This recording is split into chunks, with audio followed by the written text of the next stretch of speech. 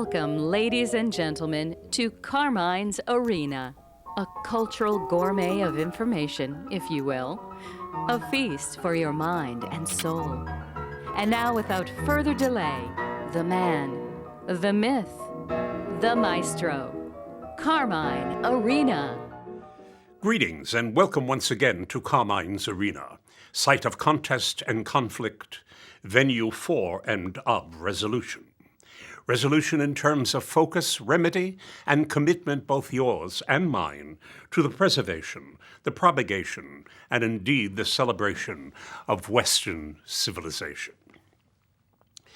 Truth, like love, is fairly difficult to authenticate, for each suffers estrangement and ultimately final divorcement from verbal validity. It is a self-obligation to protect ourselves and our personhood. Thus, we have the profound duty to the grasping of mechanisms and scheming machinations of language employed to dupe and scam us, whether it be the lingo of advertisers or the jingo of politicians, and yes, even the jargon spoken at home with which to bargain. Language, then, my friends, is a very serious, portentous, profitable business, all too often left to go bankrupt of detail, precision, definition, and definitive rendition. Of course, the truth will out sooner or later, yet our obligation is to get it out sooner. Ye shall know the truth, and the truth shall set ye free.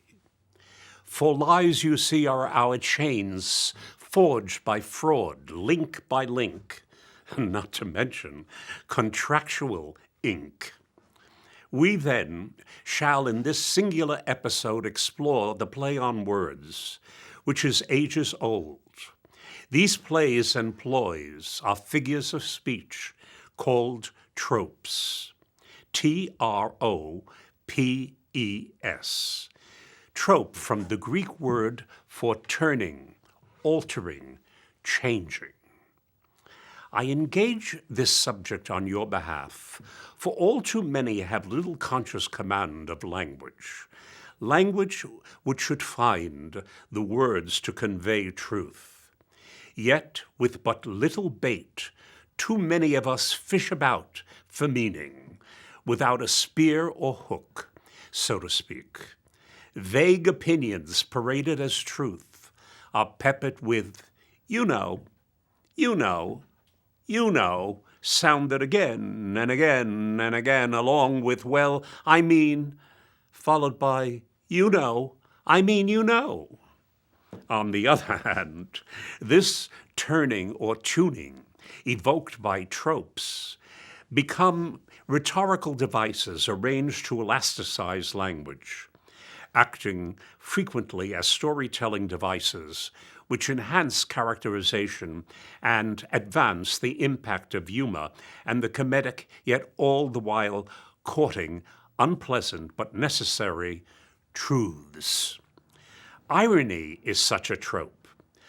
By example, please allow this anecdote which comes out of Wyoming. A guy walked into a crowded bar waving his Colt 45 with a 7-round magazine plus one in the chamber and yelled, "Who in here has been messing with my wife?" A voice from the rear of the bar barked back, "You'll need more ammo." So much for final solutions, not to mention authentic love, ever more difficult of discovery than its twin, the truth. Along with such irony, there's here a tragic irony which allows the audience to know the truth well before the principals on stage. Excuse me. Moving along, let me say that I adore puns. The novelist Arthur Koestler sums up puns as follows. In a pun, two strings of thought are tangled into one acoustic knot. Hence, puns bring out two or more possible applications of a word. Listen to the following, which was the answer to a recent New York Times crossword clue. You can't tell puns to kleptomaniacs because they take everything literally. That pun was a brain-busting doozy, which filled many spaces across the grid and carries an enriched, uncanny truth. Yes, dear listeners, language lends the talk and the tongue many flavors. Lies, I like to think, are artificial flavors that logic loathes while logic itself uses its very own lodotropes to arrive at all things genuine of flavors. For example, one of these logic-related tropes is termed ad hominem.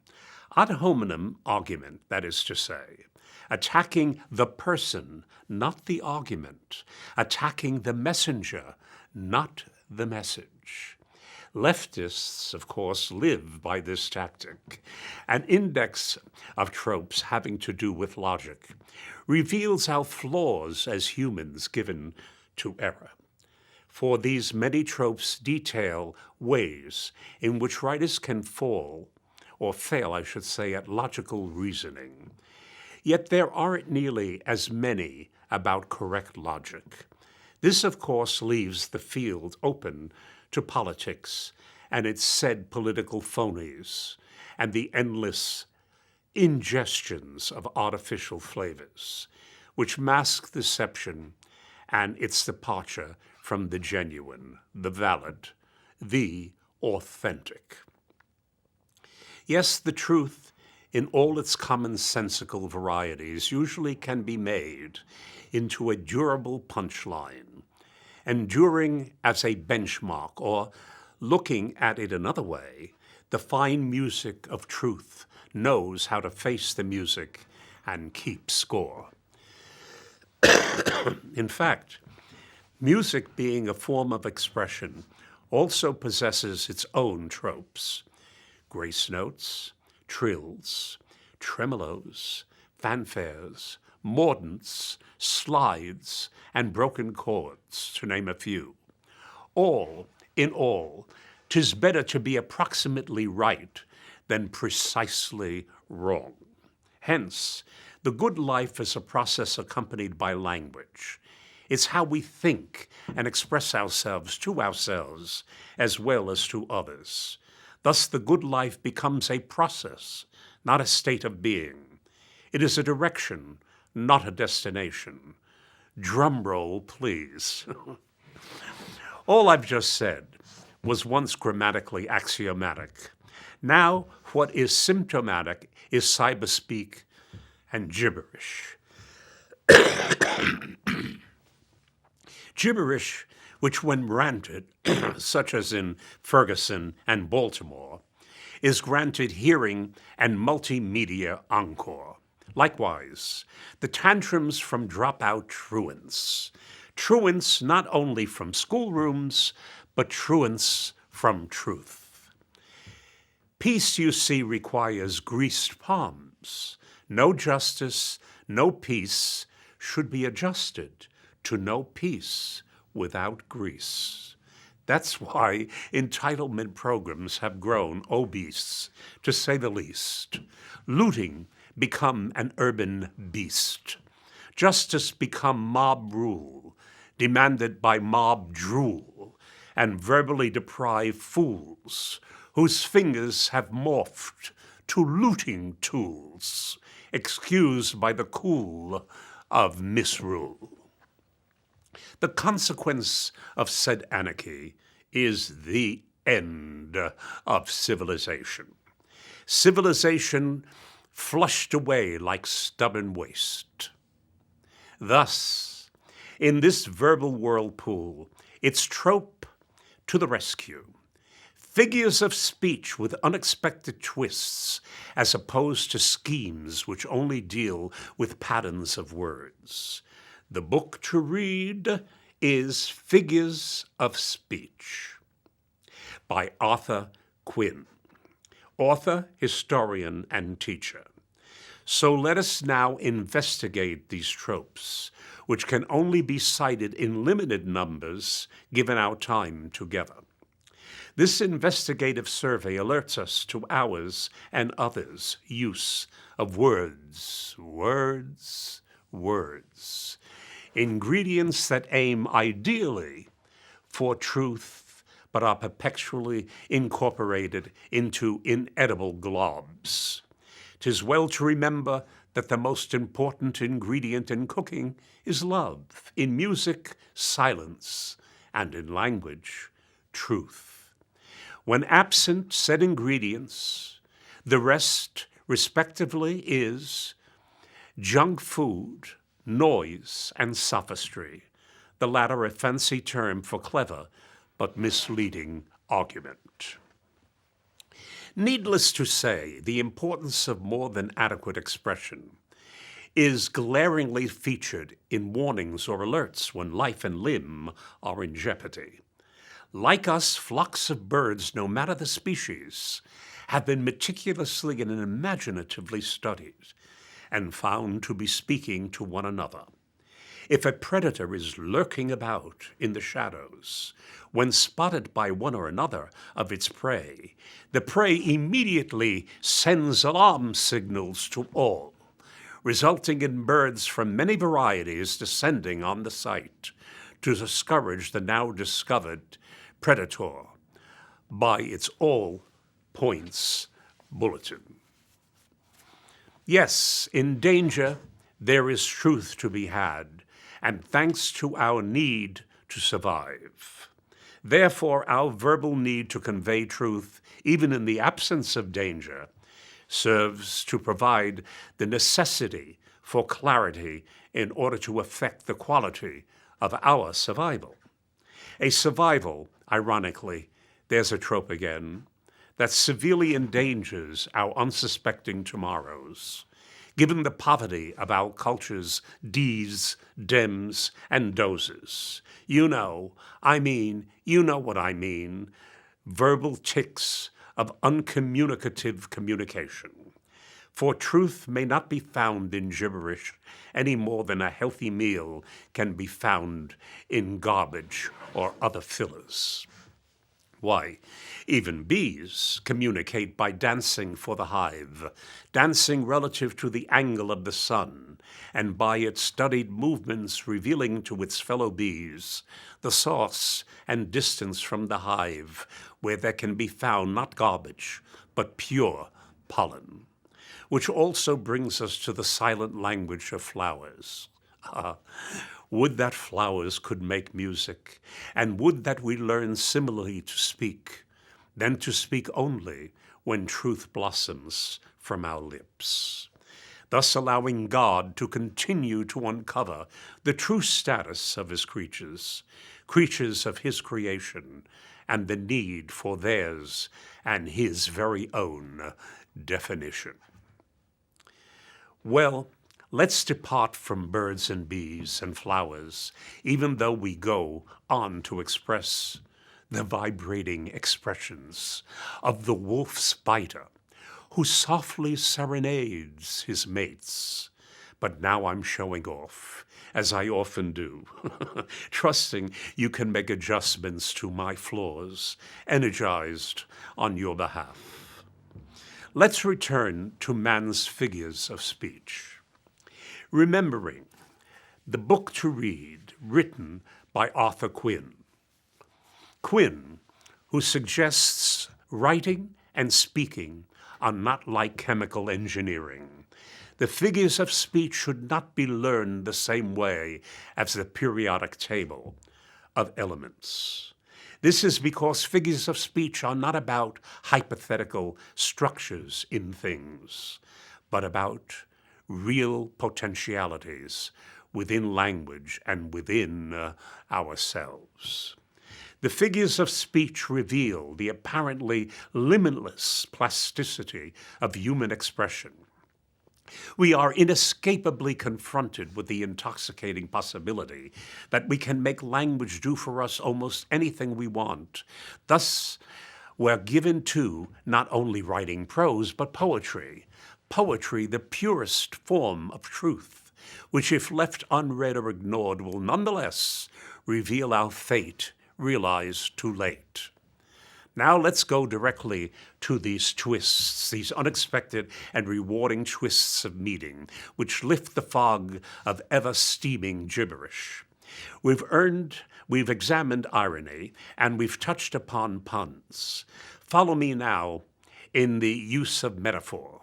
Metaphor, when something becomes something else, that is to say, is something else. For example, in the phrase, ladder of success, ladder figuratively becomes success. As with the metaphor to be found in the phrase, she had fallen through the trapdoor of depression.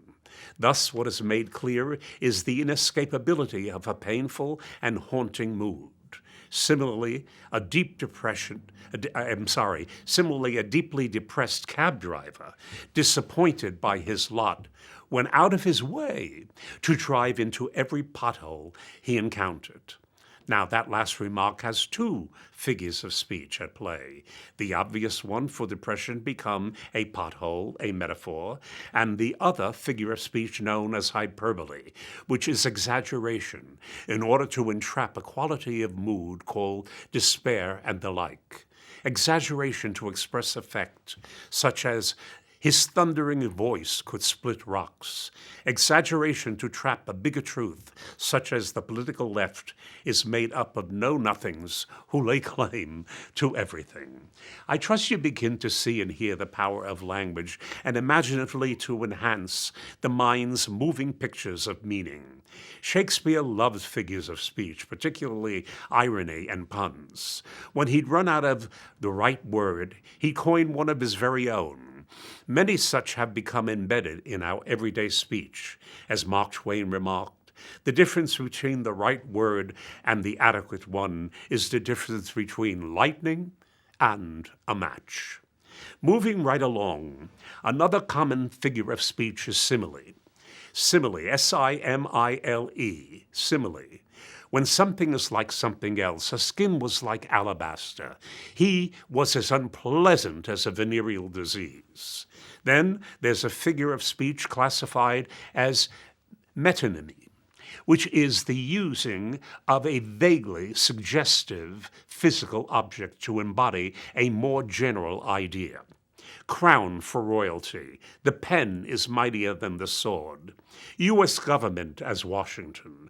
Movie-making industry as Hollywood. Cracker. A white redneck singing the blues. Among themselves, leftists use this term fully, salted.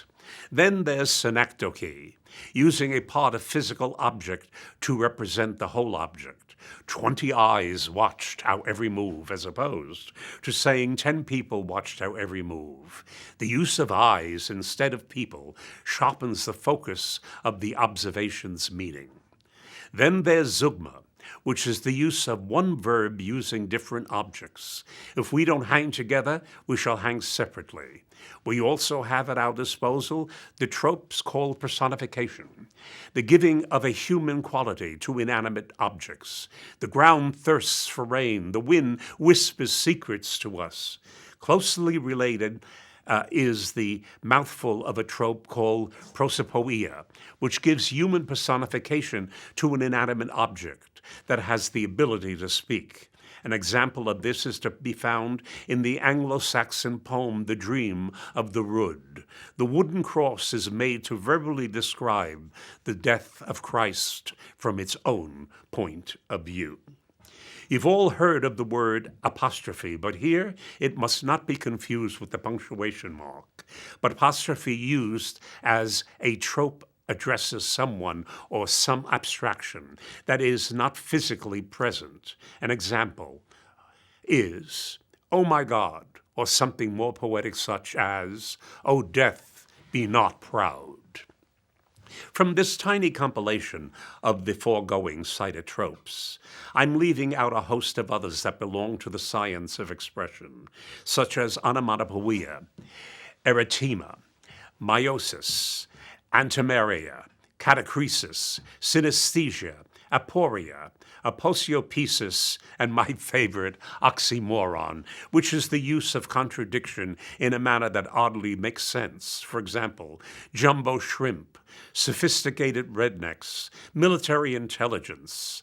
Cowards die many times before their deaths.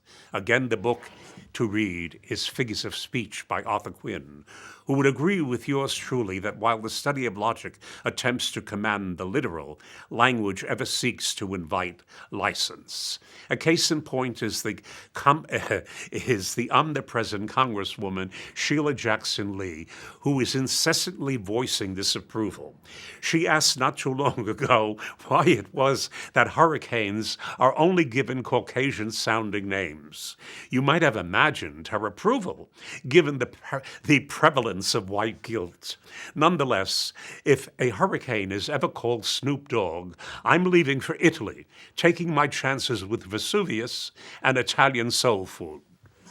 If, as it seems, the Democrat Sheila Jackson Lee enjoys making invidious comparison, generally employing licentious language, absent logical substance, I shall now return to the favor of same, with logic and fact intact, however.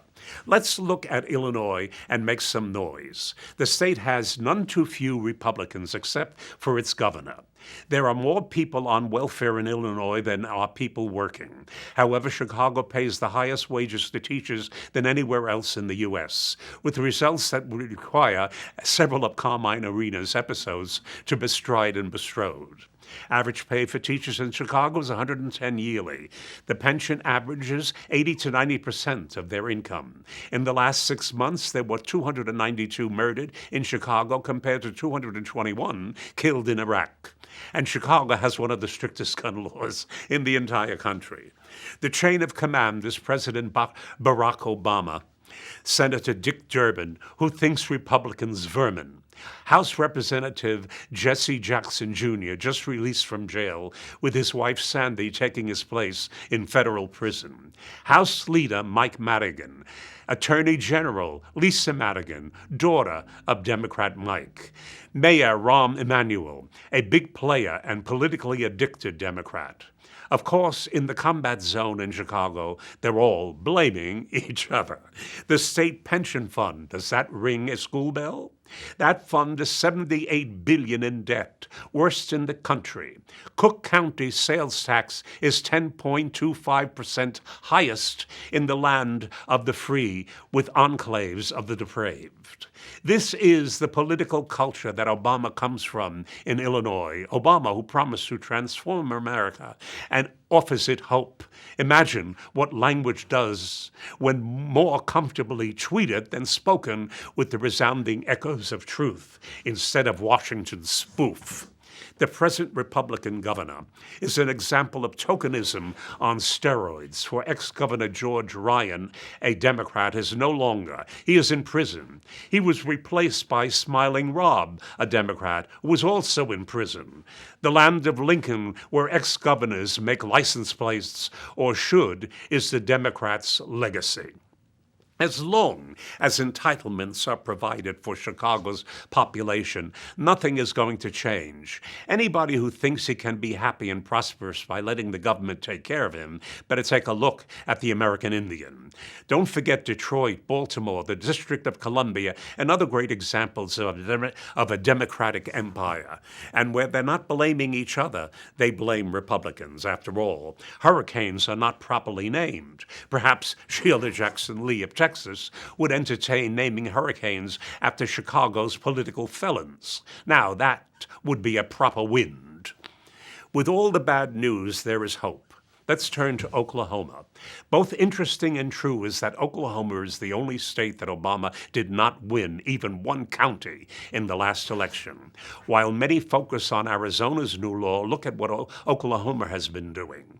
Oklahoma has passed 37-9 an amendment to place the Ten Commandments on the front entrance of the state capitol.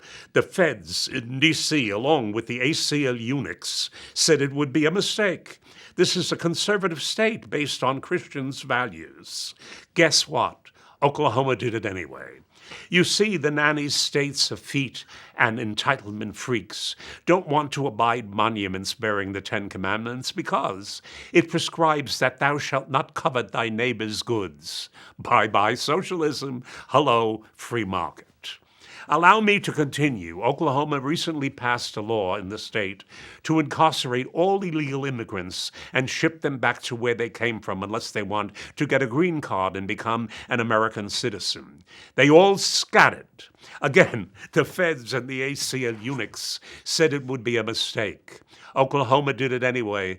Moreover, there recently was passed a law to include DNA samples from any and all illegals to the Oklahoma database for criminal investigative purposes. Pelosi said it was unconstitutional. Oklahoma did it anyway. Oklahoma also declared itself a sovereign state and under federal government directives joining Texas, Montana, and Utah. More soon are likely to join, namely Louisiana, Alabama, Georgia, Kentucky, Missouri, Arkansas, West Virginia, Mississippi, and Florida. Despite the feds taking bold steps to take away our guns, Oklahoma passed a law confirming people in its state to having the right to bear arms and transport them in their vehicles. I'm sure that was a serious setback for criminals. Just recently, Oklahoma voted and passed a law that all driver's license exams be printed in English and only English. They have been called racist for doing this, but the fact is, all of the roadsides are in English. Of course, the liberals don't like any of the foregoing enactments, but Oklahoma did it anyway. And so there you have two states, Illinois and Oklahoma. Two states in the middle of America, each adhering to language filled with those tropes I ask that you grasp and grope. Illinois having the self-inflicted babble of license, Oklahoma the language of logic, the logic of courage I invite you to studiously encourage. Till next time, keep the faith, and may the tropes you employ set about to deploy against decoys and liberal errand boys, whose words are alloys of their horoscopes. Yes, horoscopes, where or when whim and will want for wit. Wit, the witness of wisdom. Wisdom, not horoscopes, but man's guy rope. Until next time, my friends, fare thee well. If you have any comments or other remarks, and that I perhaps could even read on some of these broadcasts, please do not hesitate to write to me, Carmine Arena, P.O. Box 1029, Larchmont, New York 10538.